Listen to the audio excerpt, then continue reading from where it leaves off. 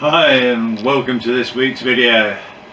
In this video, do a bit of wiring, start to get the instrument panel closer to being ready to fit, and I also, for Outlaw Flyer, go through the aero injectors, just a little bit on the aero injector. Although there's an awful lot more detail actually on the AeroV website, but hey ho. So let's see what I've been up to. Okay, there's the instrument panel, painted up, rolled. It's got quite a nice texture on the surface, just the same as I have on the other parts of the instrument panel. Sides on either side and the seat. Same method. I use the varnish, water-based outdoor polyurethane varnish. Give it a coat with that, thin down, give it a second coat, sand it smooth using that almost a sanding sealer, brush coat of this paint, let that dry, sand it flat on the front face here, and then I rolled it. So it's painted on both sides, but it's just brush painted on the other side, one coat on this side because it's the finish. I've sanded it so you start seeing the wood grain sort of showing through, and then gave it the roller coat, so it's got quite a nice coating, and the stipple effect from the type of roller I used gives it a nice sort of surface texture. To my mind, everything's always in the eye of the beholder. So now I can start putting in some of the instruments and things into there, and doing a bit of the wiring. Okay, for Outlaw, who seems to have a keen interest in the aero injector, this is the aero injector, effectively a float chamberless carburetor. There's no, if you look down the hole there's no venturi to draw through the main jet in the sort of conventional carburetor format, to draw fuel up through a main jet and in to the system. So as the height of fuel in your fuel tank changes, there will be a change in the pressure being felt down here, so it'll run leaner as you get towards the bottom end of your tank. So that's just possibly a slight disadvantage, one might say. Because there isn't a true venturi here, carb icing is relatively unlikely. You haven't got the low pressure right by where the main jet fuel comes in to have ice form on there and make you run lean in that format. There's a tapered needle, so and a slide throttle for it. So you've got this slide that runs across, being operated by a cable. It's not sprung loaded in, so it's not going to spring to the closed position or spring to the open position. It's going to do whatever it wants to do, and I should imagine, from what I've been told by a lot of people, is if you have a linkage failure, it tends to slowly creep to the open, but it doesn't sort of slam open like you'd have normally with a Group A aircraft. It's got a throttle stop screw just here. Fuel enters in here, and there's a bit of an adjustment there, and this is effectively your mixture control, which has a little needle which controls how fast the fuel can flow through the fuel input along to the main jet. It is as easy and as simple as that. There is not really a great deal to deal with. There's different needles which are supplied with it, and you can adjust the needle to change how rapid it becomes rich, or what the richness is at a given setting. But it is a very simple carburetor system, very much akin to sort of thing you might have had on a model aircraft engine. relatively reliable, I've been told. The one thing that is mentioned in the instructions, and from me talking to other operators of this setup, is do not rely on the mixture control to the shut off position to stop leaks. So when you shut down the engine and you use the mixture cut off generally to do that, then the mags, make sure you turn the fuel off from the fuel tank, otherwise you can end up with leakage and this little lot dribbling away. It's not perfect. There you go. Hopefully that answers your questions, Outlaw. Well, there are most of the instruments and bits stuffed in the holes,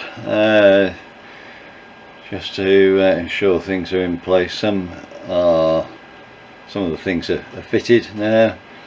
It's just checking like clearances behind the fuse holders to the fuel lines, and I had to modify the pipe going along the side there to behind the VSI.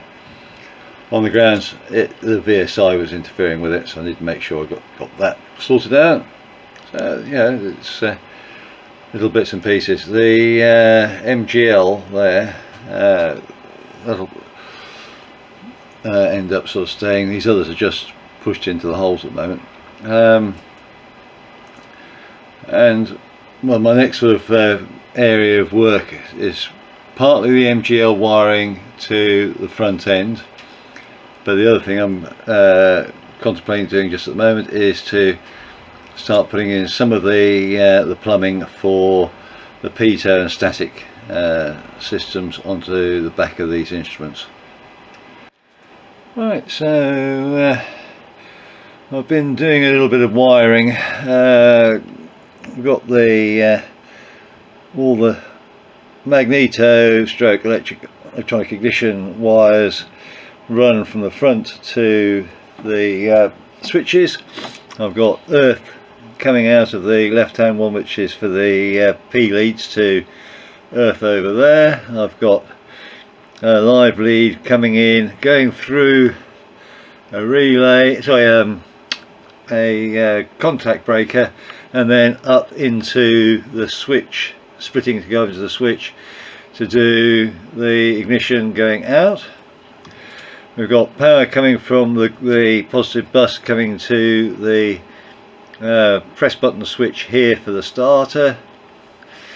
All the earth bus is set up there, and we've got a little bus over there which is the one for the avionics, with the wires, 3 wires currently coming off to the 3 instruments on the panel, or will be 3. You've got the engine management system, transponder and radio, and it's also going out, feeding out through down there to the pilot aware, and we've got the return earth coming all the way back to the earth bus. So reasonably set up, and we've got the little contact breaker up there which is wired in for that auxiliary avionics bus.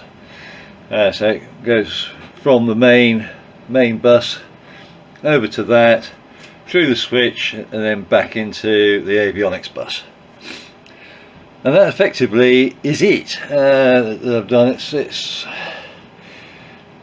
a bit of fiddle-arsing around. The tie wraps are all temporary because, you know me, I put the cotton stringing on there once I'm ready. But it's designed so that you'll have a multi-pin plug going, or plugs going to the back of the engine management system and to the back of each of the radio and transponder, and then everything else will just unplug from the buses if I need to actually remove the panel, and I'll have just the pitot static system, which is dead easy to unplug, or will be, to get that sorted out. So there we go. Not a huge amount to show, one might sort of say, but that's a good chunk of fiddly work, just thinking it through. So my next task going forward will probably be wiring up the sensors to the electronic engine management system, so I can get that a lot sorted, and some wires going down for hopefully the transponder. We'll put those in place, and for the radio it'll be a whole bundle. I'll just mark those with pin numbers. But there we go. It's not exactly the world's most exciting part of the build to look at, I think, from your point of view. So we will start doing some other little project bits, possibly in the next video. I'm going to change out the springs down here. I don't like those; they're too heavy. I'm going to drag the cables down onto the stays, possibly. Well, I'll have to put the cables under the stays so that they don't. But it's just too heavy, so I'm not keen on that. So that's one bit which I'll definitely be working on. And that sort of starts to thin things down a fair chunk. We've got some work we need to do still on the engine side. I've got to start dressing out the plates for the exhaust and start getting the exhaust tacked up and ready to go as well. So there's a bit of work there. Well, that's it for this week.